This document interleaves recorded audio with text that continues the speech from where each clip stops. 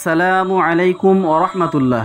Voice of Muslim YouTube চ্যানেলে আপনাকে স্বাগতম। সম্মানিত বন্ধুগণ, আজকে আমরা জানব হযরত আবু বকর রাদিয়াল্লাহু তাআলা আনহুর জীবনের শ্রেষ্ঠ কিছু ঘটনা সম্পর্কে। আবু বকরের খেলাফত জীবনের কর্মকাণ্ড।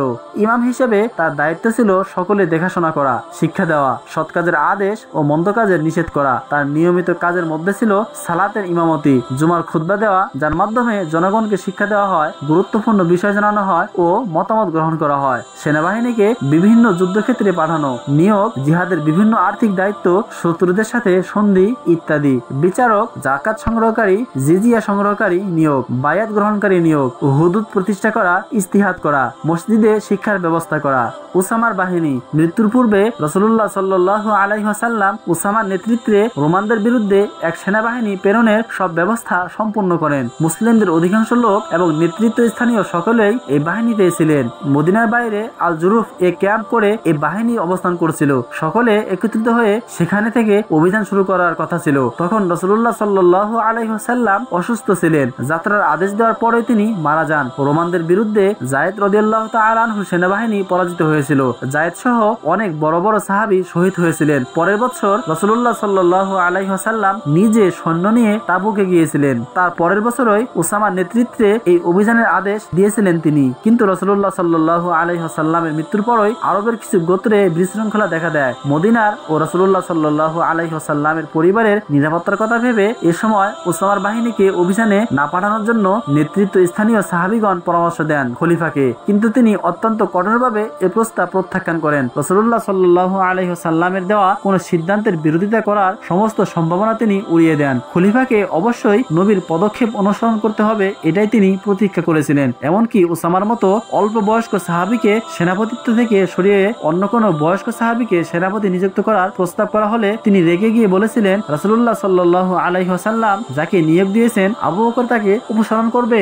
আবু বকর একাই সকলের বিরুদ্ধে মত দিয়েছিলেন এবং সেটাই ছিল সঠিক। সংখ্যাগরিষ্ঠ মতই যে সবসময় সঠিক ও গ্রহণযোগ্য তা নয়। এই দূরদর্শিতা, জ্ঞান, ইয়াকিন, বিশুদ্ধ ঈমান রাসূলুল্লাহ সাল্লাল্লাহু আলাইহি ওয়াসাল্লামের সাথে আবু বকরের ঘনিষ্ঠতার ফল। উসামা রাদিয়াল্লাহু তাআলা আনহু রওনা হয়ে ঘোড়ায় চড়ে যাচ্ছিলেন। খলিফা পাশে পাশে পায়ে হেঁটেও চলছিলেন। বিভিন্ন বিষয়ে উপদেশ নির্দেশ দিচ্ছিলেন। উসামার শত অনুরোধেও তিনি ঘোড়ায় চড়তে রাজি হননি। তাকেও নেমে তার পাশে হেঁটে চলতে দেননি। বলছিলেন, আমার পা যদি আল্লাহর রাস্তায় ধুলি দূষিত হয় কিছু দূর, তাতে ক্ষতি কি? উমরকে তিনি তার কাজের জন্য উসামার কাছ থেকে চেয়ে নিলেন। যুদ্ধের কিছু নিয়ম নীতি স্পষ্টভাবে তিনি জানিয়ে দিলেন, যেমন বিশ্বাসঘাতকতা না করা, চুরি না করা, বিশ্বস্ত থাকা, শিশু, বৃদ্ধ ও নারীদের হত্যা না করা, ফলবান গাছ না কাটা, বিধর্মী পুরোহিতদের বিরক্ত না করা, বিসমিল্লাহ বলে কোনো খাবার খাওয়া, প্রতারণা না করা, লাশ বিকৃত না করা। আরব গোত্রগুলির মধ্যে যারা বিদ্রোহ করেছিল এই বাহিনী তাদের মাঝে ভীতি ও বিস্ময়ের সৃষ্টি করেছিল, কারণ রাসূলুল্লাহ সাল্লাল্লাহু আলাইহি ওয়াসাল্লামের মৃত্যুর মাত্র 3 দিন পরেই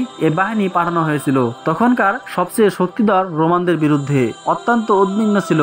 সম্রাট হিরাক্লিয়াস মদিনার ঘটনাগুলি পর্যবেক্ষণ করার জন্য এন্টোওয়ার্পে অবস্থান নিল। সে অত্যন্ত উদ্বিগ্ন ছিল। একই দিনে রাসূলুল্লাহ সাল্লাল্লাহু আলাইহি ওয়াসাল্লামের মৃত্যুর খবর ও উসামার অভিযানের খবর তার কাছে পৌঁছালো। সে আর কোনো বাহিনী পাঠালো না। উসামা রোমান ভূমিতে গেলেন, জিজিয়া গ্রহণ করলেন, সন্ধি চুক্তি করলেন এবং নিরাপদে ফিরে এলেন। এভাবেই আল্লাহর উপর নির্ভরতা ও দৃঢ় বিশ্বাসের ফলাফল আসে। মুরতাদদের বিরুদ্ধে যুদ্ধ। রাসূলুল্লাহ সাল্লাল্লাহু আলাইহি ওয়াসাল্লামের সময় 10ম হিজরিতে রিদ্দা শুরু হয়েছিল। তখন অনেকে ইসলামের শক্তিতে ভীতু হয়ে ইসলাম গ্রহণ করেছিল।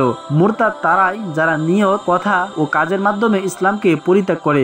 ভণ্ড নবীদের আবির্ভাব রাসূলুল্লাহ সাল্লাল্লাহু আলাইহি ওয়াসাল্লামের সময়ে হয়। তার মৃত্যুর সাথে সাথে কিছু সংখ্যক লোক মূর্তি পূজায় ফিরে যায়। কিছু গোত্র যাকাত দিতে অস্বীকার করে। তাদের যুক্তি ছিল, এখন যেহেতু রাসূলুল্লাহ সাল্লাল্লাহু আলাইহি ওয়াসাল্লাম নেই, যাকাত দেওয়ারও প্রয়োজন নেই। আবু বকর খলিফা হওয়ার পর এই গোত্রগুলি উচ্চ ক্ষমতা সম্পন্ন প্রতিনিধি দল পাঠান সমঝোতার জন্য।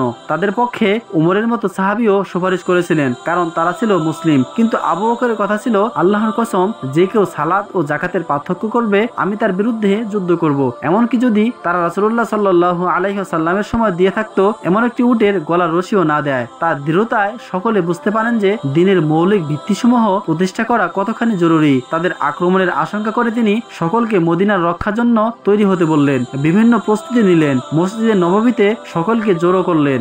মদিনার মক্কার প্রবেশপথে বিভিন্ন সাহাবীর নেতৃত্বে সশস্ত্র বাহিনী নিয়োগ করলেন। মিত্র গোত্রগুলির সাহায্য চাইলেন। 3 দিনের মধ্যেই বিদ্রোহী গোত্রগুলি আক্রমণ করলো। প্রথম দিকে তারা কিছুটা সফল হলেও পরবর্তীতে ছত্রভঙ্গ হয়ে গেল। একই রাত্রে কিছু গোত্র জাকাত নিয়ে এলো। একদিনেই পরিস্থিতি বদলে গেল।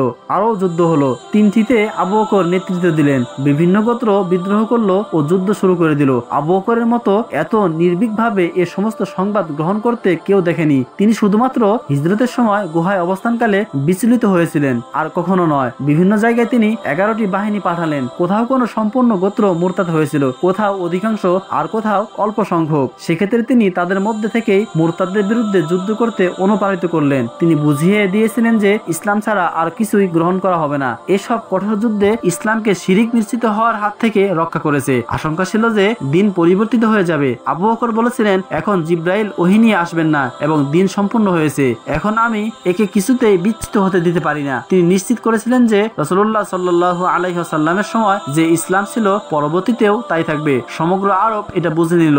সবার জন্য সমভাবে পূর্ণভাবে শিরিকবিহীন ইসলামের প্রতিষ্ঠিত হলো, যা পরবর্তীতে সমগ্র বিশ্বে ছড়িয়ে পড়ল নিবেদিত প্রাণ বিশ্বস্ত সাহাবীগণের মাধ্যমে। এসব সংস্কারের মধ্য দিয়ে পরীক্ষিত মুমিনরাই দুনিয়া জুড়ে ইসলামী সাম্রাজ্যের ভিত্তি স্থাপন করেছিলেন। আবু বকরের আগে সঠিক অর্থে রিদ্দা ছিল না। তাদের বিরুদ্ধে সঠিক পদক্ষেপ কি হবে তিনি তা বুঝিয়ে দিলেন। কোরআন লিপিবদ্ধকরণ। ইয়ামামার যুদ্ধে বহু হাফেজে কোরআন শহীদ হন। ওমর তখন আবু বকরকে অনুরোধ করেন কোরআন পুস্তক আকারে লিপিবদ্ধ করার জন্য। তখনও কোরআন লিখিত অবস্থায় ছিল, চামড়ায়, পাথরের টুকরায়, কাগজে, কিন্তু একত্রিত অবস্থায় ছিল না। প্রয়োজনীয়তা বুঝতে পেরে আবু বকর কোরআনকে মাসাক আকারে লিপিবদ্ধ করার উদ্যোগ নেন। আবু বকরের সময় রোম ও শাম আক্রমণ করা হয় এবং রাসূলুল্লাহ সাল্লাল্লাহু আলাইহি ওয়াসাল্লামের ভবিষ্যৎবাণী অনুযায়ী মুসলমানরা বিজয়ী হয়। উম্মাহর স্বার্থে ইবাদতের অংশ হিসেবেই এসব জিহাদ করা হয়েছিল, দিন বাঁচানো ও প্রতিষ্ঠার জন্য, জুলুম থেকে মুক্তির জন্য।